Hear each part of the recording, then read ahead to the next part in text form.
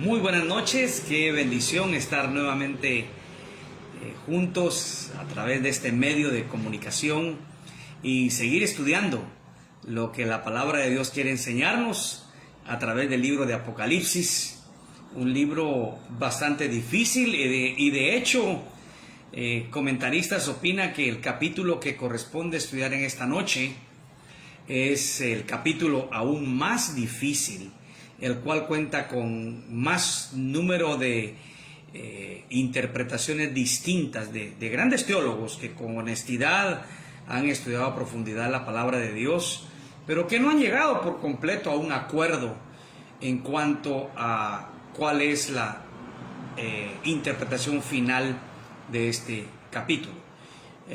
Vamos a orar al Señor, vamos a pedir que Él nos dé su dirección y más que todo, independientemente de ver qué interpretación es correcta, cuál no, porque dicen muchas, lo que sí es veamos qué enseñanza podemos sacar del mismo en aquellas cosas que sí son claras en cuanto a lo que este pasaje enseña. Oremos. Padre, gracias por tu palabra, gracias por este libro precioso que tú nos has dejado, no para tener temor, sino para vivir confiados en que tú estás con nosotros, que tú eres fiel para guardarnos del día de tu ira y que, Padre, en base a ese conocimiento vivamos confiados, vivamos sabiendo que en tus manos están nuestras vidas y tú has prometido en tu palabra que de ahí nadie va a arrebatarnos, que ni la muerte, ni la vida, nada, absolutamente nada podrá separarnos de tu amor, que es en Cristo Jesús, Señor nuestro. Con ese ánimo, que comencemos este estudio y que lo que el mismo deje para cada uno de nosotros sea utilizado para edificarnos e ir madurando en nuestra relación contigo. En el nombre de Jesús te damos gracias, Señor. Amén. Muy bien, llegamos a este capítulo 11 y el día de hoy lo más probable es que solamente veamos los primeros 14 versículos, porque en sí este pasaje, este capítulo tiene dos grandes divisiones. La primera es del versículo 11 al versículo 14, donde se nos narra lo de los dos testigos que aparecerán en aquel entonces para dar testimonio de Dios. Y luego ya en el capítulo 15 al verso 19 ya aparece lo que es la séptima trompeta del séptimo sello. Y vamos a leer para empezar los versículos del 1 al 2 primero. Apocalipsis 11, 1 al 2. Dice: Entonces me fue dada una caña semejante a una vara de medir, y se me dijo: Levántate y mide el templo de Dios y el altar y a los que adoran en él. Pero el patio que está fuera del templo, déjalo aparte y no lo midas, porque ha sido entregado a los gentiles, y ellos hollarán la ciudad santa 42 meses. Muy bien. Aquí empieza la segunda parte que vimos en el capítulo 10 acerca de un interludio entre la sexta trompeta y la séptima trompeta. La sexta y la séptima trompeta. Y estamos viendo aquí algo que Dios le dice a Juan. Esta no es una visión, es una orden directa a Juan, que haga con referencia al templo de Dios y el templo que se reconstruirá en los tiempos de la tribulación y de la gran tribulación. La tribulación está dividida en dos partes. La tribulación, los primeros 3 años y medio, que se consideran la tribulación solamente, y los otros 3 años y medio, que es la gran tribulación. Y aquí ya se va a mencionar una cifra al final del verso 2, 42 meses. 42 meses son 3 años y medio. La mayoría de estudiosos de esos pasajes dicen que es la segunda parte de la gran tribulación, que es cuando el anticristo, que en la tribulación, los primeros 3 años y medio, ha engañado a la gente creyéndoles que va a brindarles un tiempo de paz, un tiempo de cosas buenas sobre la tierra, va a iniciar en esa segunda parte a descubrirse quién realmente es. Y va a empezar a traer grandes males para la humanidad. Pero aquí el Señor ordena a Juan, dice, medir el templo de Dios, y se refiere y a los que adoran a Él. Tenemos que reconocer que durante el tiempo de la tribulación y la gran tribulación, en su gracia y a través de la predicación de los 144,000 que nosotros vimos en el capítulo 7, van a haber personas convertidas todavía a Dios. Algunos creen que van a ser solamente judíos cumpliendo la promesa de Dios de no haberse olvidado de su pueblo. Otros creen que pueden ser judíos y gentiles, independientemente de la interpretación que se le dé. Lo que sí es cierto es que Dios aún ha reservado un remanente para que en esos días, después de que la iglesia ha sido raptada y ya está en el cielo en la presencia de Dios, y en medio de todos los juicios que habrán de venir, algunos de parte de Dios y otros ocasionados por la maldad de los hombres, aún en su gracia algunos van a salvarse, y son aquellos que también Juan ha visto que salieron de la tribulación. Vemos acá entonces que cuál es el objeto, el propósito para el cual Dios le dice a Juan que mida el templo. Y oiga bien, dice que mida el templo y el altar y a los que adoran en él. Y luego dice, el patio que está fuera del templo, déjalo aparte y no lo midas, porque ha sido entregado a los gentiles y hoy harán la ciudad santa 42 meses. Miren, aquí hay una diferencia. Dios diferencia a sus adoradores y Dios diferencia a los impíos, a los que no creen en Él, a los que no lo siguen. Los adoradores están dentro del lugar santo y el lugar santísimo, delante del altar, y están adorando a Dios. Ellos son aquellos que han preferido creer en el mensaje de Cristo en lugar de las comodidades que el mundo ofrecía. En esos tiempos difíciles habrá gente convertida, aunque con luchas y pruebas y aún a costa de su propia vida, pero confiarán en Dios. Entonces, Dios está indicándole aquí a Juan, ellos son los que están adorando en el templo. Fuera del templo, las naciones paganas, los gentiles, llamados así en este pasaje, estarán haciendo grandes sacrilegios en la ciudad de Jerusalén, en la ciudad santa, los que no conocen a Dios. Y miren, mis hermanos, es muy fácil de entender el por qué sucederá eso en aquellos tiempos, si aún lo vemos el día de hoy.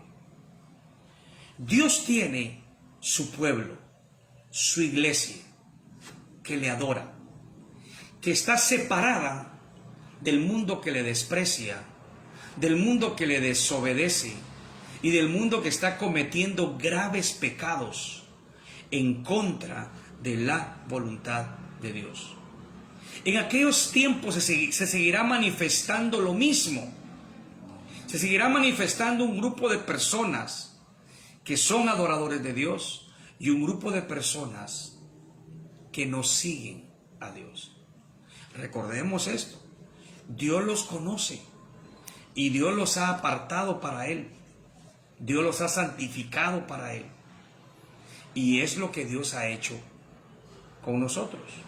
Si usted ve el mundo de hoy, por eso se le llama que el príncipe de este mundo es Satanás. Este mundo está en tinieblas, pero a Dios le agradó en su gracia apartarnos del mundo para que vivamos para Él.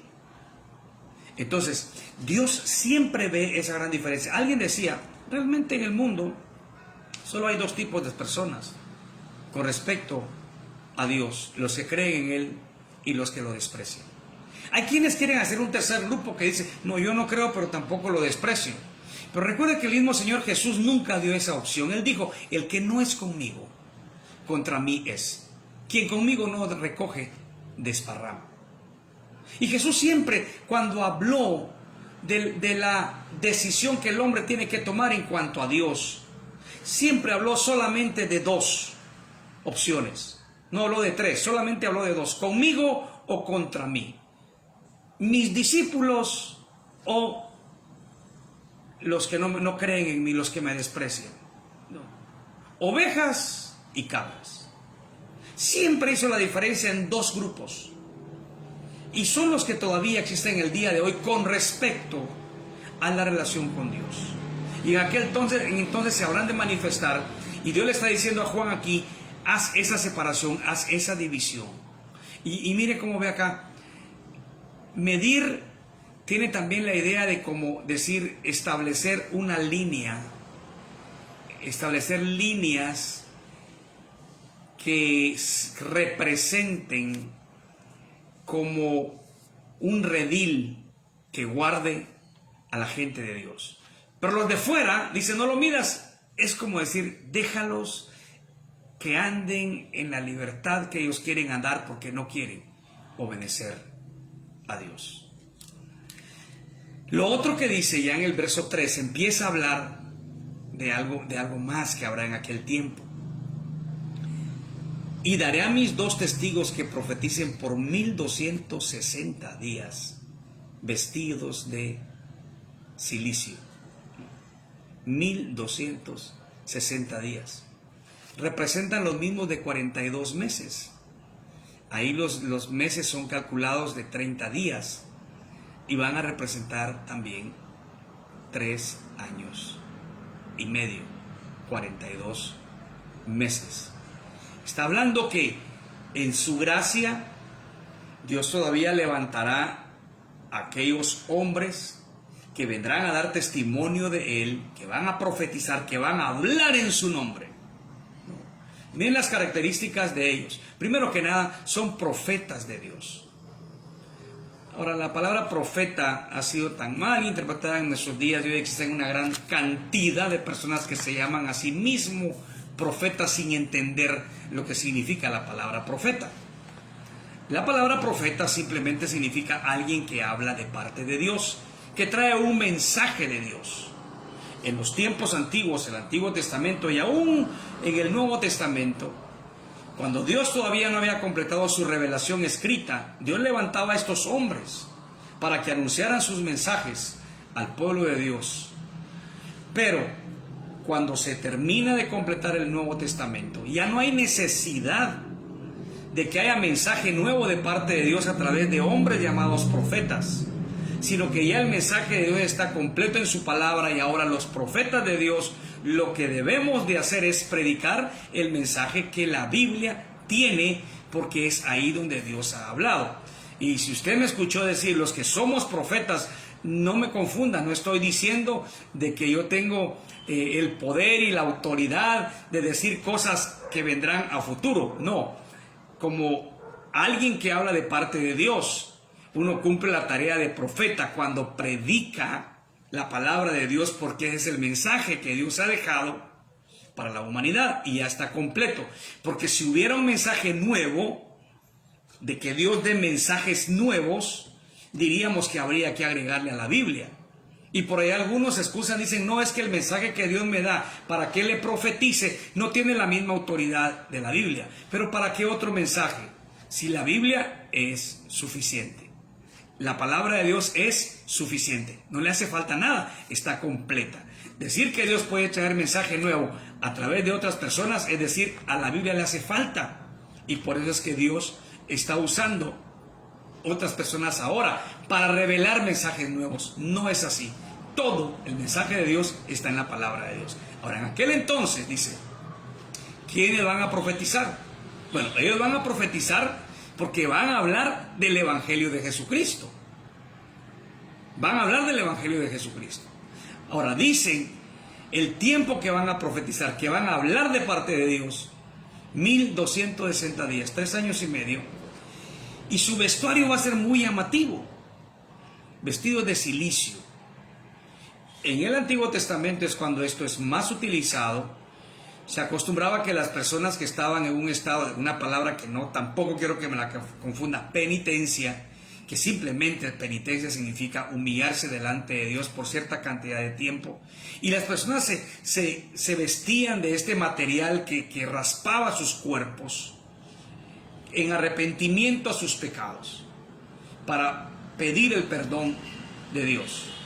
Estos hombres andaban vestidos de cilicio, no que ellos fueran quienes estuviesen, por así decirlo, pecando, sino porque ellos sabían de que se vestían de esa manera, manifestando humildad y lamentación por causa de la perversión que había en el mundo, porque el juicio de Dios venía sobre el mundo, y por la profanación que las personas estaban haciendo del templo y la ciudad santa, que ya estaba en manos del anticristo. Ese es el significado de vestirse de silicio. Es un estado de lamentación por la situación que están viendo. Y miren, mis hermanos, cuando nosotros vemos hoy la situación en el mundo, quizás literalmente no tengamos que vestirnos de silicio, pero tenemos que clamar a Dios humillándonos en su presencia y pedirle que nos ayude en todo esto que estamos viviendo alrededor del mundo. Y no me refiero a lo de la pandemia. Hay otros males mayores, como por ejemplo las grandes inmoralidades que se están levantando en el mundo, los grandes pecados de un mundo que está rechazando a Dios, movimientos que se están levantando en contra de lo que Dios ha establecido, y algunos que hasta con apariencia o banderas de causas justas traen detrás una serie de lemas y de causas que no son de acuerdo a la voluntad de Dios. Tenemos que clamar a Dios y humillarnos delante de Dios por la perversión que hay en este mundo, y suplicarle al Señor, que tenga misericordia de nosotros. La vida del creyente debe ser una continua humillación delante de Dios y decir: Señor, perdónanos porque estamos viviendo en un mundo que está a la deriva sin Cristo, y danos valor y poder para anunciar tu mensaje del Evangelio. Aquí están estos dos testigos, y dice: estos testigos son los dos olivos y los dos candeleros que están en pie delante del Dios de la tierra. Hay una referencia a esto de los olivos y los candeleros allá en el libro de Zacarías, y vamos a ir al libro de Zacarías. Zacarías, vamos a ver el capítulo 2 de Zacarías, capítulo 3 de Zacarías, perdón, mis hermanos. Zacarías está en el Antiguo Testamento, es antes de Malaquías, en donde Dios está anunciando la restauración del tiempo del templo de Jerusalén en los tiempos de Zorobabel. Dice el verso 3, capítulo 3 de Zacarías, verso 1. Me mostró al sumo sacerdote Josué, el cual estaba delante del ángel de Jehová, y Satanás estaba a su mano derecha para acusarle. Y dijo Jehová a Satanás: Jehová te reprenda, oh Satanás, Jehová que ha escogido a Jerusalén te reprenda. ¿No es este un tizón arrebatado del incendio? Y Josué estaba vestido de vestiduras viles y estaba delante del ángel. Y habló el ángel y mandó a los que estaban delante de él, diciendo: quitadle esas vestiduras viles. Y a él le dijo: mira que he quitado tu pecado y te he hecho vestir de ropas de gala. Después dijo: pongan mitra limpia sobre su cabeza. Y pusieron una mitra limpia sobre su cabeza y le vistieron las ropas, y el ángel de Jehová estaba en pie. Veamos el capítulo 4. Volvió el ángel que hablaba conmigo y me despertó como un hombre que es despertado de un sueño, y me dijo: ¿qué ves? Y respondí: he mirado y he aquí un candelabro todo de oro, con un depósito encima, y sus 7 lámparas encima del candelabro, y 7 tubos para las lámparas que están encima de él, y junto a él 2 olivos, el uno a la derecha del depósito y el otro a su izquierda.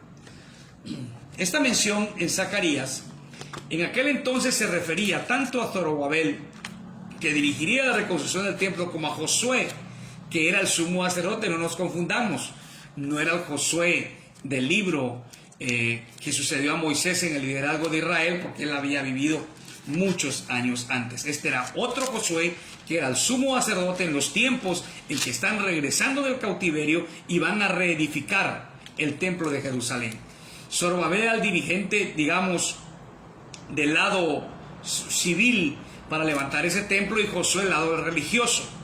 Entonces, ellos en aquel entonces fueron tomados como los dos candelabros porque alumbraban al pueblo, los dos olivos porque proveían del aceite para las lámparas para seguir alumbrando, y ahora en similitud a ellos aparecen estos dos testigos semejantes. Y es que antes lo hemos explicado, hay profecías que tienen un doble cumplimiento, un cumplimiento inmediato y un cumplimiento remoto.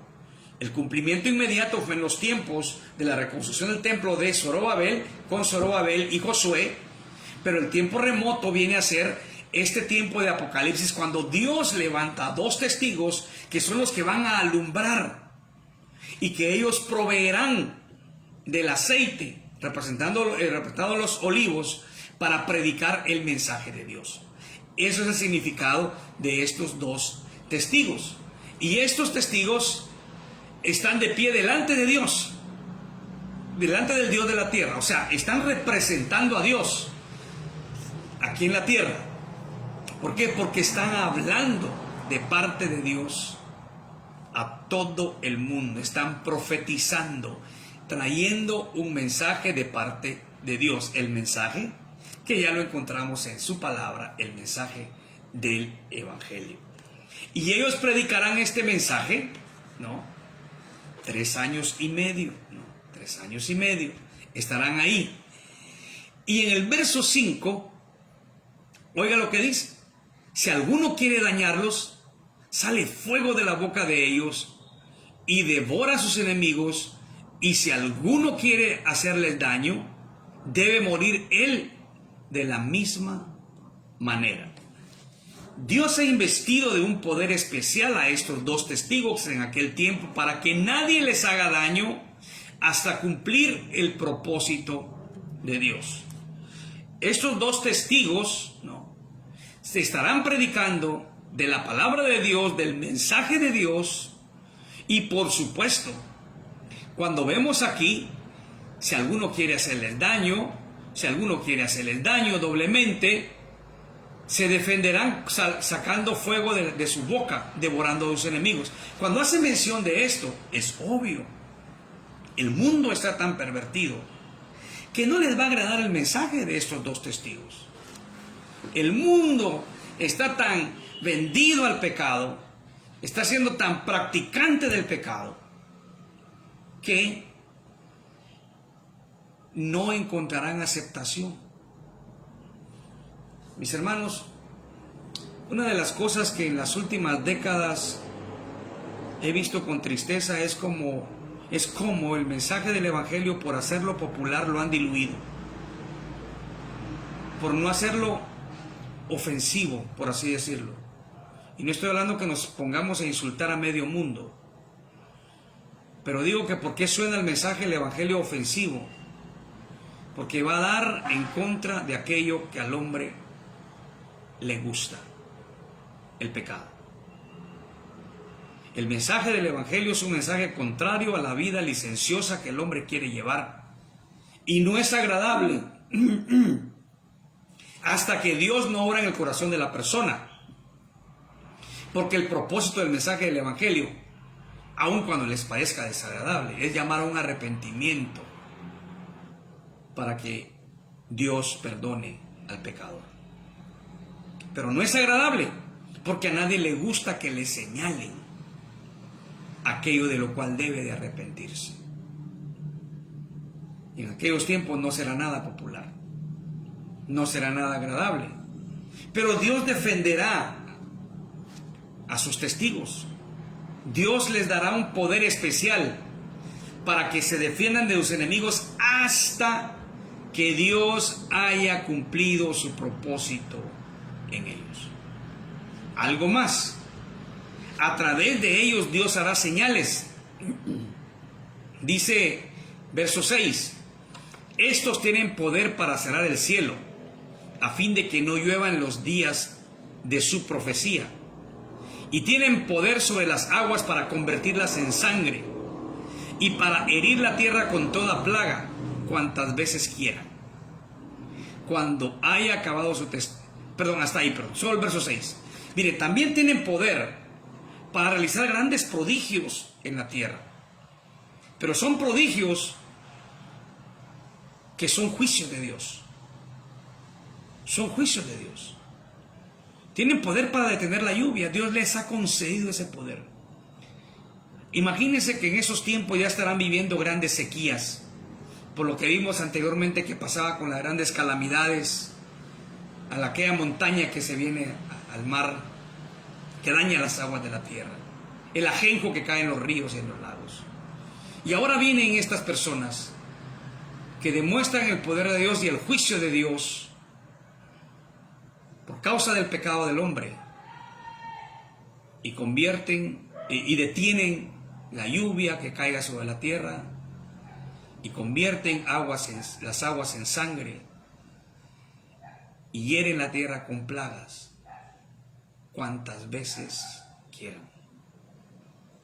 Dios les ha dado ese poder porque el mundo está tan sumido en pecado que con justicia Dios trae sus juicios a través de aquellos dos testigos que Él ha levantado para que den testimonio de Él. Verso 7.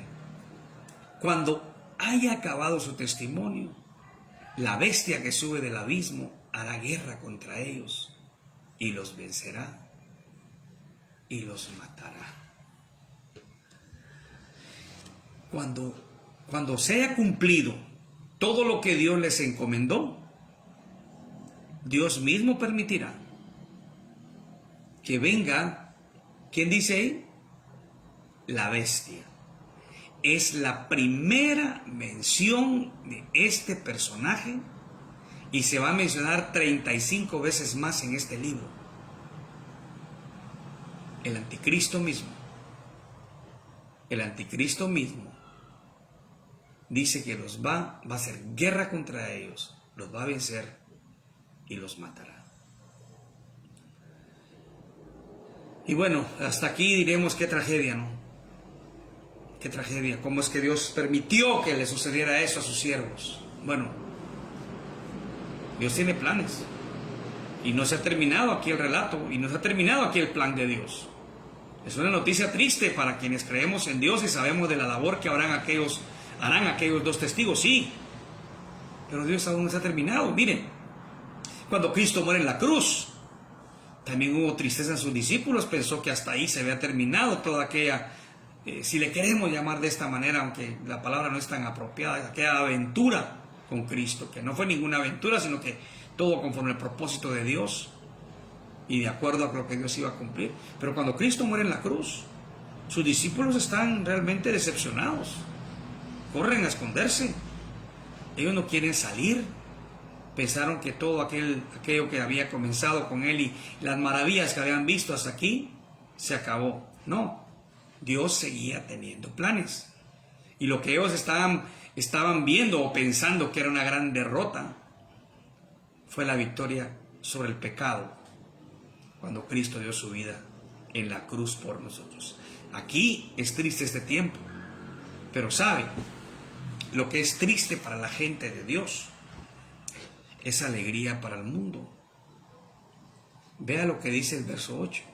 Y sus cadáveres estarán en la plaza de la grande ciudad, que en sentido espiritual se llama Sodoma y Egipto, donde también nuestro Señor fue crucificado.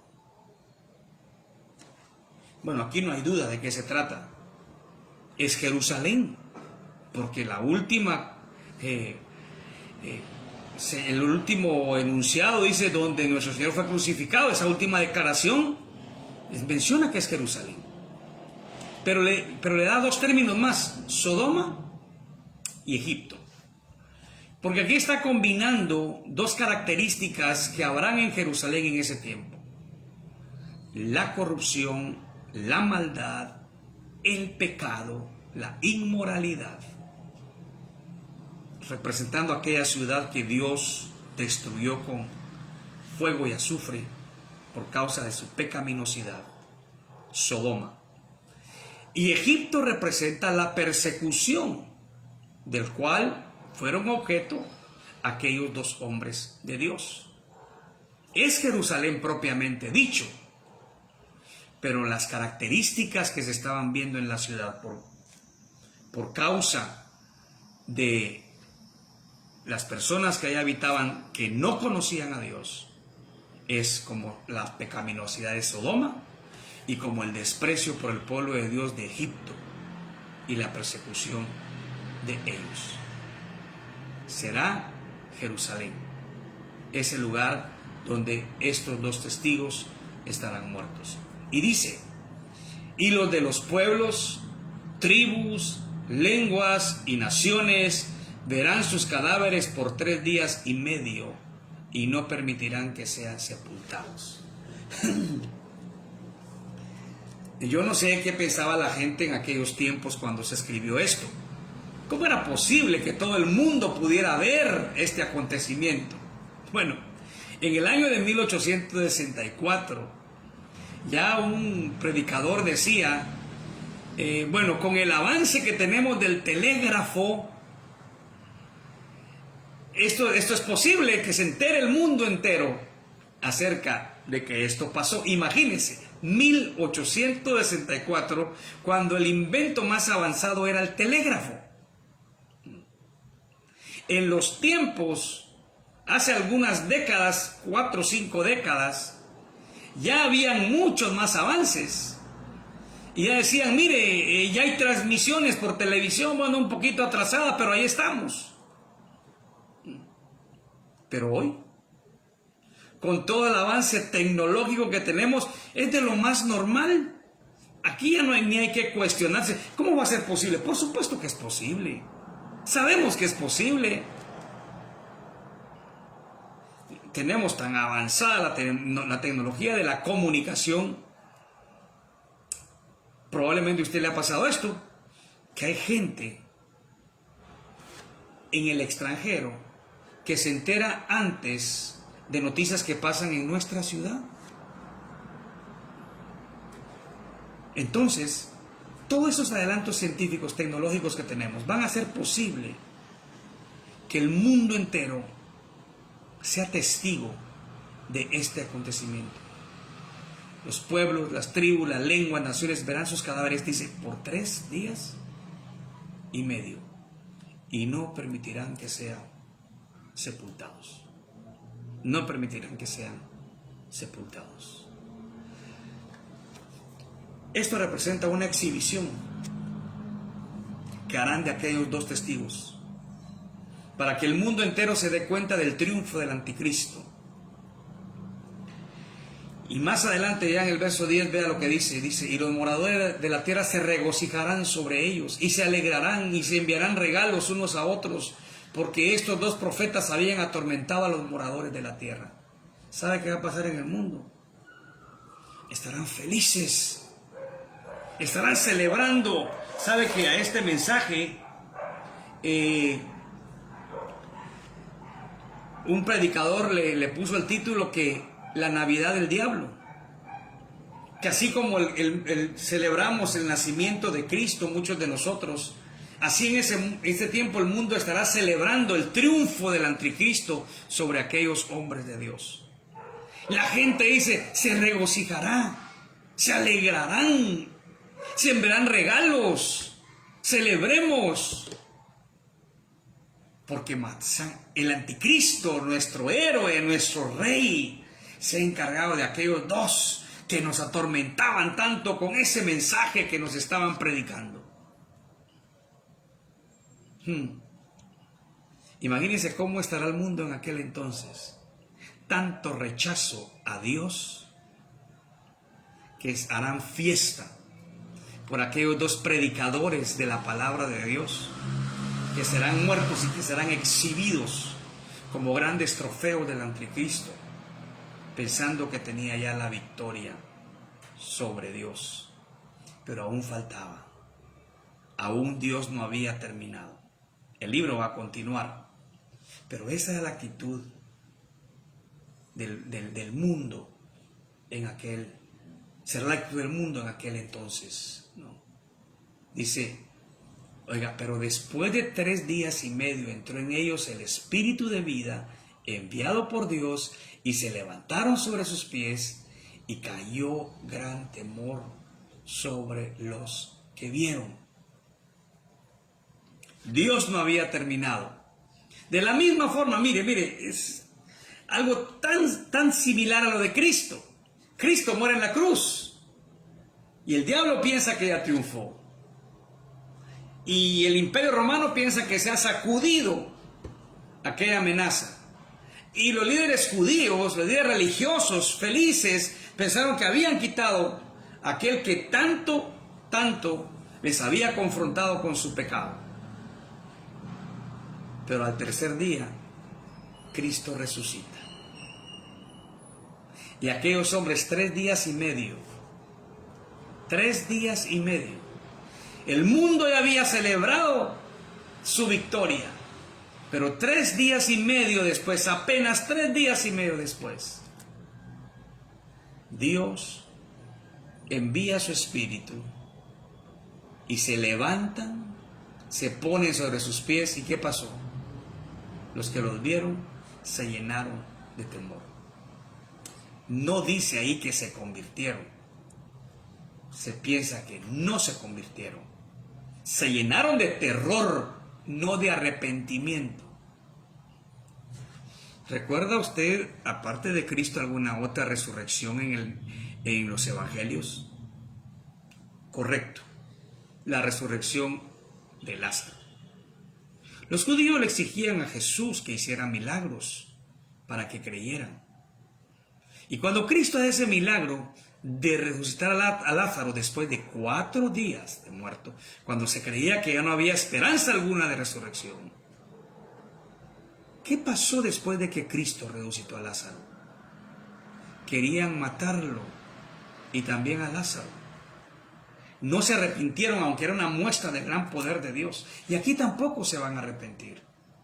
Sí se van a llenar de terror, porque está viendo la manifestación de Dios en los cuerpos de aquellos hombres sobre los cuales el mundo había celebrado una sonada victoria del anticristo. Pero Dios dice, no.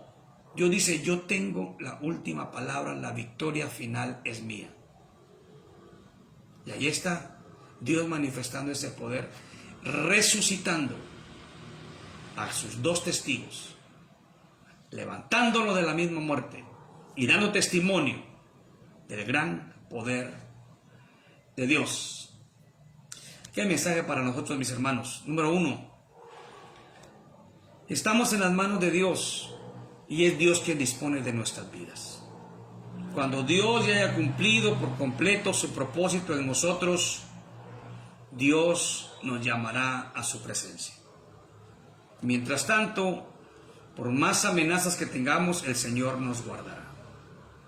Y también hay esperanza de resurrección y hay esperanza de vida eterna. La última palabra no la tiene la muerte, la tiene Dios. Por eso Pablo es desafiante al final de su carta, de su primera carta a los Corintios. ¿Dónde está, oh muerte, tu aguijón? ¿Dónde, oh sepulcro, tu victoria? La victoria no es de la muerte, porque Cristo la venció. Y la muerte no es nuestro estado final. Nuestro estado final es la vida eterna con Dios.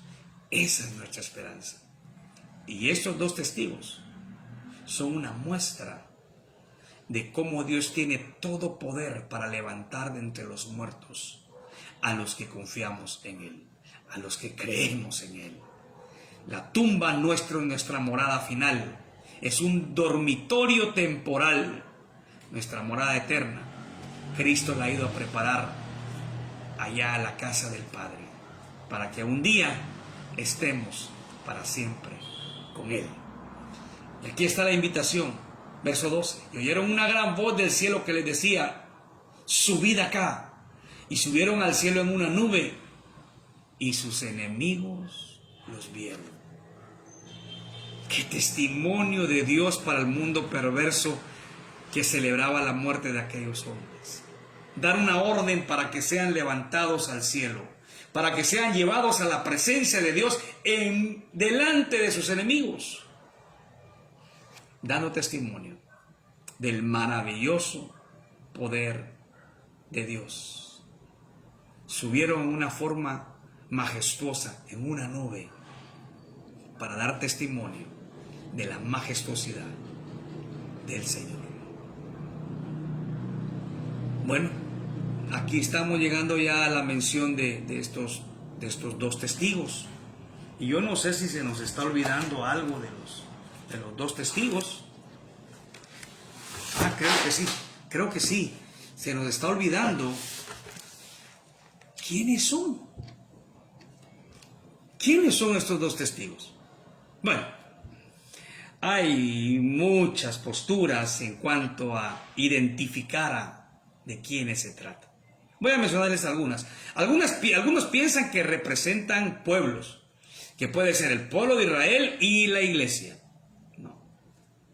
Representan, algunos dicen que es eso, el pueblo de Israel y la iglesia. Han sido los testigos a lo largo de la historia del Dios verdadero. Otros dicen, no, son personajes como por ejemplo, podría ser Moisés, podría ser Abraham en el Antiguo Testamento, podría ser Josué, podría ser en el Nuevo Testamento Pedro o Pablo. Incluso hablan de Enoc.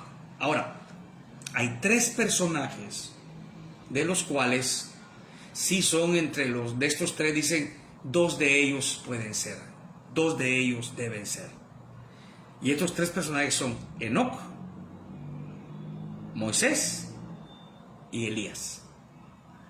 Algunos se inclinan por decir Enoc y Elías, porque recordemos que tienen en particular estos 2 personajes, Enoc y Elías. ¿En qué se parecen Enoc y Elías? Bueno, se parecen en que no conocieron la muerte, en que fueron llevados a la presencia de Dios. Allá en Génesis, en el capítulo 5, dice que Enoc caminó con Dios y Dios se lo llevó. Y en Elías sabemos que fue arrebatado al cielo en un carro de fuego. Interesante. Dice, entonces Enoc y Elías, porque no conocieron la muerte. Entonces fueron con algún poder especial, fueron conservados con vida para ellos poder manifestar al mundo el testimonio de Dios, ¿no? Otros dicen no. Otros dicen no es Enoc y Elías. No es Enoc y Elías, es Moisés y Elías. Moisés y Elías. Y un buen número de teólogos y de comentaristas se inclinan por esta interpretación. ¿Por qué? Bueno, hay varias razones por las cuales dicen, miren, en primer lugar, en la Biblia encontramos nosotros 3 épocas que sobresalen en toda la historia bíblica de milagros. La época de Moisés, la época de Elías y la época de Cristo. De Moisés haciéndose acompañar por Josué, de Elías haciéndose acompañar por Eliseo y de Jesús haciéndose acompañar por sus apóstoles. Estas son las 3 épocas en la historia bíblica en las que hay grandes cantidades de milagros. Hay milagros a lo largo de toda la Biblia. Bueno, hay milagros a lo largo de toda la historia. Pero estas 3 épocas son las que sobresalen, son picos de milagros. Moisés y Elías. Lo otro también es que hacen señales que Moisés y Elías también realizaron. Las plagas, convertir sangre en agua, orar para que no haya lluvia. Estos personajes fueron, en sus tiempos, hicieron esto. Moisés, las plagas. Moisés, esos juicios de Dios. Elías detuvo la lluvia. Moisés convirtió el agua en sangre. Entonces, hay estas razones.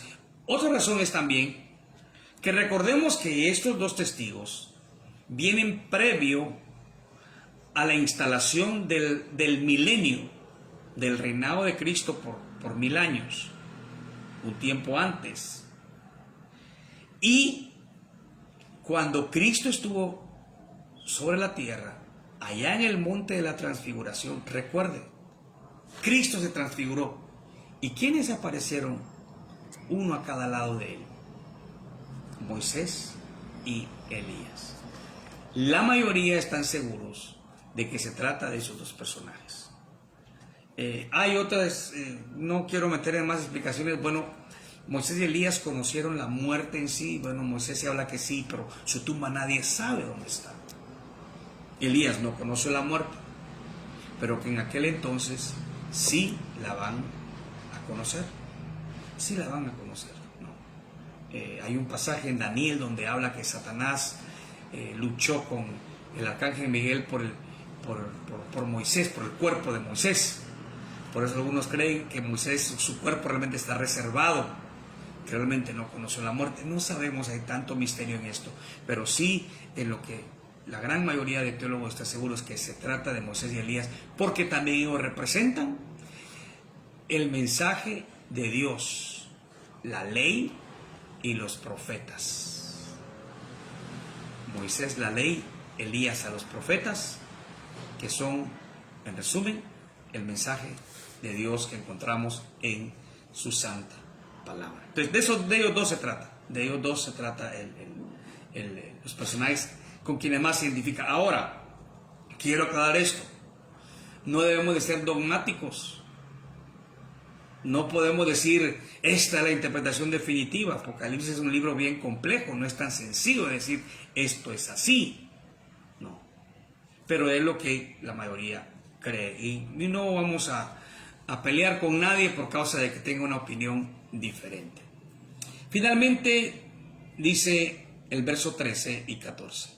El verso 13, en aquella hora hubo un gran terremoto, y la 10ª parte de la ciudad se derrumbó, y por el terremoto murieron en número de 7000 hombres, y los demás se aterrorizaron y dieron gloria al Dios del cielo. Muy bien. Aquí estamos viendo nosotros de que hay una manifestación similar al día en que Cristo murió. Un terremoto. Dios usaba los terremotos también para manifestar su poder. La ciudad se derrumbó en una 10ª parte. Murieron 7000. Si el número es literal o es simbólico, realmente lo que sí se quiere decir es que murió mucha gente por aquel terremoto. Y donde dice que los demás se aterrorizaron y dieron gloria a Dios del cielo. De vuelta, como los anteriores, que también se aterrorizaron cuando vieron la resurrección de los 2 testigos. Después del terremoto se aterrorizaron. Algunos dicen que por decir la frase, dieron gloria al Dios del cielo, se convirtieron. Pero otros dicen no, que solamente reconocieron el poder de Dios, pero que solamente se asustaron. Se aterrorizaron, pero no se arrepintieron. Y mire, hoy hay mucha gente que puede creer en lo que Dios hace y no tener una relación con Dios. Es muy diferente tener una relación con Dios a creer lo que Dios tiene poder para hacer. Y realmente lo que la Biblia nos llama es a una relación con Dios, más que a creer solamente en su existencia y en su poder.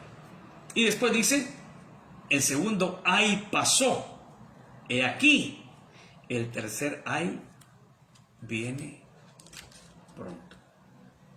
Y aquí se termina el interludio para ya dar paso al 7º ángel que toca la 7ª trompeta. Pero eso lo dejaremos para el siguiente estudio. Hoy hemos visto este estudio, esta parte de capítulo 11 de Apocalipsis, del 1 al 14, donde se nos ha hablado de estos 2 testigos, de que Dios dejará para proclamar su mensaje y de cómo Dios manifiesta su poder en la vida de ellos. Y ya pasó el segundo ay, pero falta más. Apocalipsis es un libro que narra gradualmente todo aquello que vendrá sobre la tierra como juicio de Dios. Y aquí ya estamos en el tiempo de los últimos 3 años y medio de la gran tribulación. Amados hermanos, nosotros como iglesia sabemos que Dios nos ama y Cristo se sacrificó en la cruz para perdonarnos nuestros pecados, para reconciliarnos con Dios, para darnos la esperanza de la vida eterna, pero también para librarnos de la ira venidera. Confiamos en que por la fidelidad de Cristo, cuando todas estas calamidades vengan a la tierra, su iglesia ya estará gozándose en el cielo en la santa presencia del Señor. Pero mientras eso llega, el llamado urgente a todos nosotros es a proclamar el mensaje de salvación en el nombre de Jesucristo. Así es que, mis hermanos, confiemos en el Señor, mantengámonos fieles a Dios y compartamos el mensaje de Cristo, el mensaje del Evangelio, para que la gente se arrepienta. Y en este tiempo de oportunidad, en este tiempo de gracia, que muchos puedan venir al conocimiento de Cristo para ser perdonados y para tener la vida eterna. Vamos a orar. Señor, te agradecemos por tu palabra y te agradecemos por tu bondad y te agradecemos, Señor, porque en tu fidelidad tú estás siempre con nosotros. Amado Dios, te pedimos en el nombre de Cristo que por favor nos guardes siempre y nos mantengas fieles a ti, nos mantengas firmes en tus buenos caminos. Señor, ayúdanos también a compartir tu palabra. Hay tantas maneras en las que el día de hoy podemos hacerlo. Ayúdanos, Padre bendito, a poder nosotros anunciar tu mensaje de arrepentimiento y de fe en Jesucristo. Y que estos estudios de Apocalipsis sirvan para vivir vidas agradecidas a ti, que nos has librado de la ira venidera. Gracias, Señor, en el nombre precioso de Cristo Jesús. Amén y amén. Que el Señor les bendiga. Primeramente Dios, el jueves de la próxima semana seguimos con esos estudios. Buenas noches.